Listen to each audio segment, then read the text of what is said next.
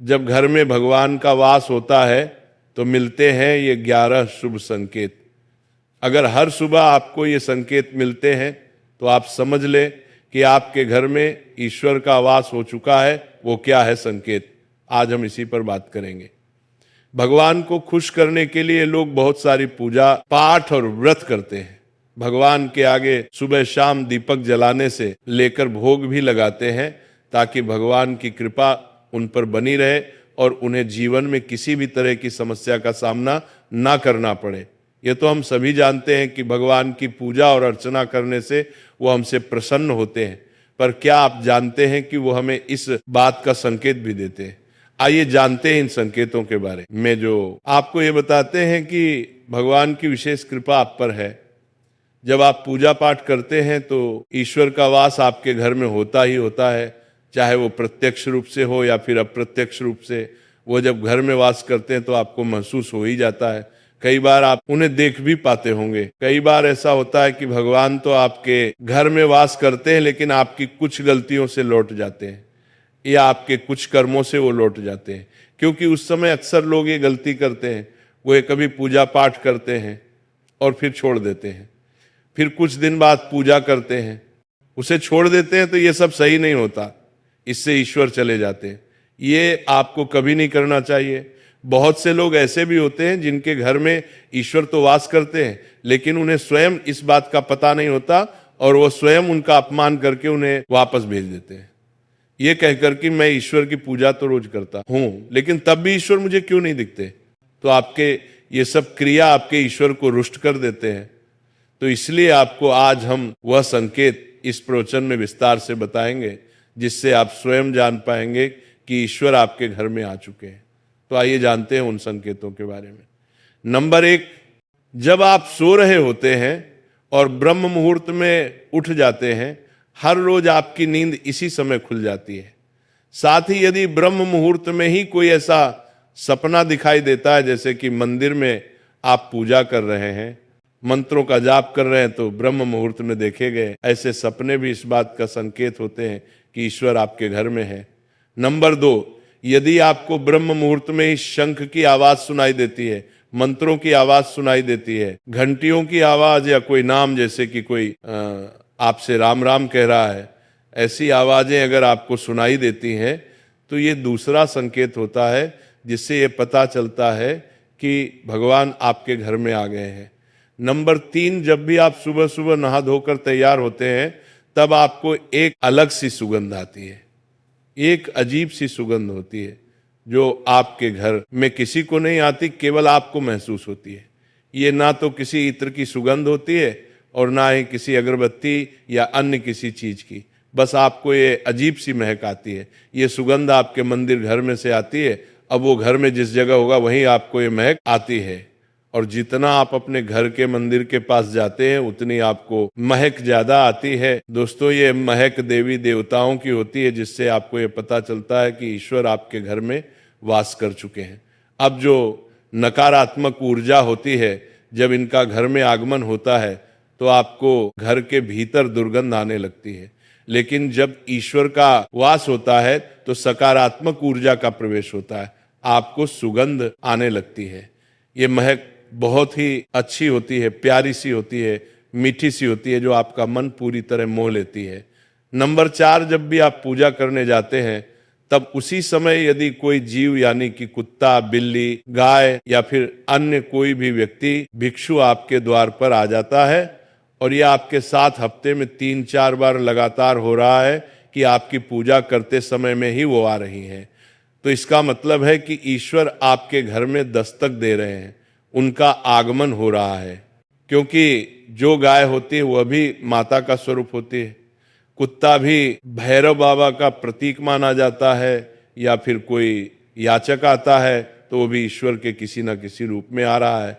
तो हमें कभी भी उन्हें भगाना नहीं चाहिए, बल्कि उन्हें संतुष्ट करना चाहिए, अर्थात उन्हें भोजन करवाना चाहिए, उन्हें सम्मान देना चाहिए। पैसे का या अन्य किसी चीज का दान करना अलग बात है, लेकिन सबसे बड़ा दान भोजन का, पानी का माना जाता है। नंबर 5, अगर आपको रात में नींद के दौरान बार बार सपने आते हैं और सपनों में मंदिर, भगवान की मूर्ति या फोटो दिखाई देती हैं, तो इसका मतलब है कि आप पर भगवान की कृपा बनी हुई है।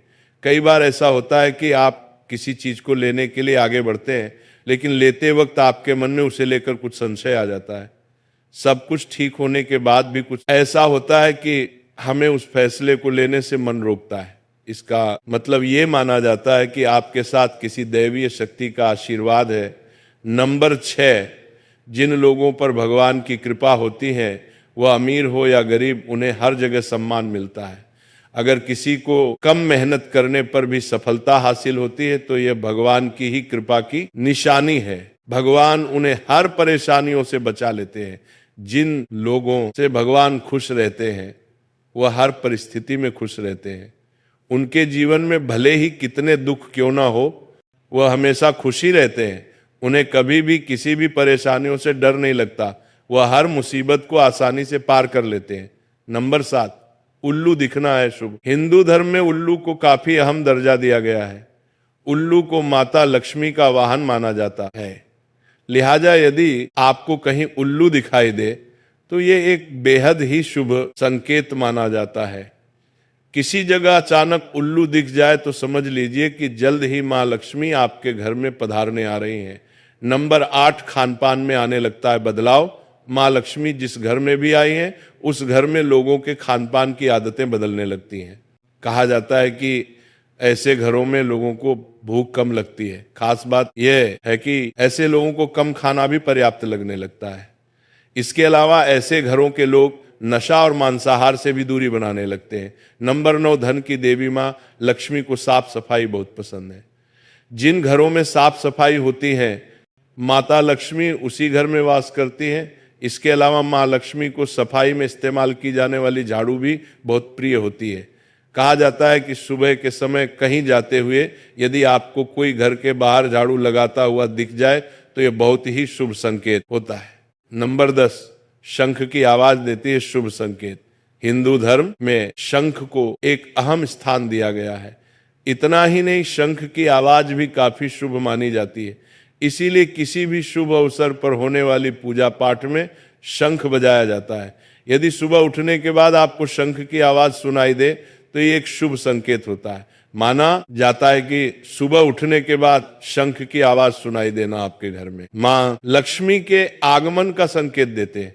नंबर 11, यदि आपको लगातार 3 दिनों तक घर से निकलते समय नीलकंठ पक्षी दिखाई दे तो समझ जाइए कि भगवान ने आपकी सुन ली है। आपकी जल्द ही कोई बड़ी मनोकामना पूरी होने वाली है। नीलकंठ पक्षी का दिखना महादेव की कृपा होने का इशारा होता है। यदि आपके घर के सामने अक्सर सफेद गाय आने लगे या किसी दिन सफेद गाय आपके घर के सामने आकर अपने बछड़े को दूध पिला दे तो ये देवी देवताओं की आप पर कृपा होने का साफ इशारा है। ये बताता है कि आपकी पूजा प्रार्थना सफल हो रही है और आपके जीवन की सारी समस्याएं दूर होने वाली हैं। भगवान आपके सारे कष्ट और बुरे दिन खत्म करने वाले हैं। नंबर 12, यदि घर के मुख्य द्वार के आसपास चिड़िया घोंसला बना ले तो ये बहुत ही शुभ संकेत होता है। ये इस बात का प्रमाण है कि आपकी पूजा सफल हो गई है। चिड़िया और उनके बच्चों को गलती से भी ना सताएं, बल्कि उनके लिए दाना पानी रखें। यदि पूजा करते समय आप इतने भावपूर्ण हो जाएं कि आपकी आंखों से आंसू निकलने लगे तो ये इस बात का संकेत है कि ईश्वर ने आपके मन की पुकार सुन ली है। नंबर 13, आप सुबह पूजा करने के बाद घर से बाहर जाएं तो कहीं आपको बंदरों का झुंड दिख जाए तो ये भी बताता है कि आपकी पूजा सिद्ध होने वाली है। आप पर भगवान मेहरबान हैं। कोशिश करें कि उन बंदरों को भोजन दें। यदि आपके घर में बिना किसी अगरबत्ती, रूम स्प्रे या आर्टिफिशियल फ्रेग्रेंस के इस्तेमाल के भी घर में खुशबू और ताजगी महसूस हो तो ये समझ लें कि आप पर ईश्वर की कृपा है। साथ ही जल्द से जल्द आपके दिन फिरने वाले हैं। नंबर 14, पूजा के दौरान घर में किसी अतिथि का आना भी भगवान की कृपा का संकेत है। यदि अतिथि कोई तोहफा भी लेकर आए तो ये साफ इशारा है कि भगवान ने आपकी पूजा स्वीकार कर ली। यदि पूजा के समय जलाए हुए दीपक की लौ अचानक से तेजी से जलने लगे तो समझ जाइए कि आपकी पूजा सिद्ध होने वाली है और ईश्वर की कृपा से आपके दुख भरे दिन जल्द ही दूर होने वाले हैं। अगर अक्सर आपकी नींद सुबह 3 बजे से 5:30 बजे के बीच यानी कि ब्रह्म मुहूर्त में खुले तो ये भी ईश्वर का संकेत है कि भगवान आपकी भक्ति से प्रसन्न है। नंबर 15, जिस व्यक्ति की नींद अचानक से बार बार रात के 3 बजे के बाद खुलती है तो इसे मामूली बात ना समझे। यह संकेत बहुत ही शुभ माना जाता है।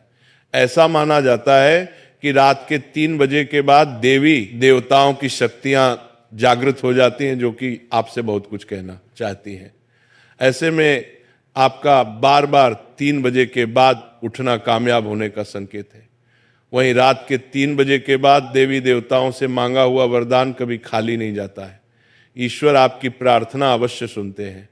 नंबर 16, अगर आपको आपके सपनों में ऊंचे ऊंचे पर्वत दिखाई देते हैं और वहां से बहता हुआ झरना आपको दिखाई देता है और इस जल को आप पी लेते हैं तो निश्चित तौर पर आपको कामयाबी अवश्य प्राप्त होती है।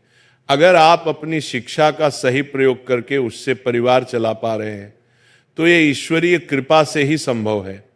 दुनिया में तमाम ऐसे लोग हैं जो शिक्षित होने के बावजूद शिक्षा का सही प्रयोग नहीं कर पाते। जिन लोगों की सेहत अच्छी रहती है उन पर भी परमेश्वर की विशेष कृपा है। सेहत खराब होने से सिर्फ आपके शरीर पर ही असर नहीं पड़ता, बल्कि काफी आर्थिक नुकसान भी होता है। इसलिए निरोगी काया प्राप्त किए लोगों को खुद को भाग्यवान मानना चाहिए। यदि आपको जीवन में सुयोग्य जीवन साथी मिला है तो यह भी परमेश्वर की कृपा से ही संभव है। एक अच्छा जीवन साथी आपके पूरे जीवन को खुशहाल बना सकता है, लेकिन अगर जीवन साथी खराब मिल जाए तो पूरी लाइफ झगड़े और क्लेश के बीच गुजरती है। नंबर 17, अगर किसी व्यक्ति की संतान आज्ञाकारी है तो यह भी परमेश्वर की ही कृपा है, वरना आज के युग में ज्यादातर लोग अपनी संतान की वजह से ही दुखी हैं। सही गलत के बीच अंतर करने की क्षमता जिन लोगों के पास है उन पर उनके इष्टदेव का आशीर्वाद होता है। भगवान के दर्शन सपने में करने वाले लोगों पर भी देवी देवताओं की कृपा होती है, वरना परमेश्वर को देख पाना हर किसी के लिए संभव नहीं होता। जिस व्यक्ति का क्रोध पर वश है, जिसका मन शांत रहता है, जो हर परिस्थिति से सामान्य रहकर निपटना जानता है, ऐसे लोगों पर ईश्वर का हाथ होता है, तभी ये संभव हो पाता है। नंबर 18, भगवान हमें अपने वास्तविक रूप में दिखाई नहीं देते हैं, लेकिन कुछ लोग ऐसे भी होते हैं जिन्हें भगवान के तुल्य माना जाता है। इनमें माता पिता, गुरु या ब्राह्मण है। इनमें से कोई भी व्यक्ति पूजा के दौरान आपके घर में प्रवेश करता है तो ये बहुत शुभ माना जाता है। आपको उन्हें घर से खाली हाथ नहीं लौटना चाहिए। पूजा के दौरान अगर भगवान की मूर्ति या प्रतिमा से कोई फूल या माला आपके पास गिरकर आ जाए तो ये बहुत ही शुभ संकेत है। इससे पता चलता है कि भगवान की कृपा आप पर बनी हुई है और आपकी मनोकामना जल्द ही पूरी होने वाली है।